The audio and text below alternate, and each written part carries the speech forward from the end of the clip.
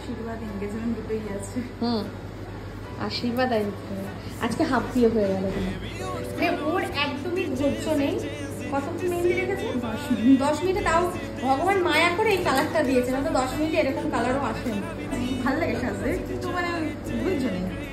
ভালো লাগে সাজতে, ধৈর্য নেই মানে একটু অল্প সাজো। হ্যাঁ, বালাটা টিকলিটা আমার কাছে সম্মান। মায়ের মানে কি তোমার? না, মার যেটা সেটা মার। মানে মনে হচ্ছে যে এনগেজমেন্ট একটা হচ্ছে। এতক্ষণ অব্দি মেকআপটা দেখে তোমার কিরকম লাগছে? উড়নচণ্ডী মেকআপ আর্টিস্ট লাগছে। নিজেকে সাজানোর মতো টাইম নেই। বউকে কেমন লাগছে? বউকে কেমন লাগছে সাজার পর? কেমন লেগেছে? হাসি নেই কেন? টেনশন হচ্ছে?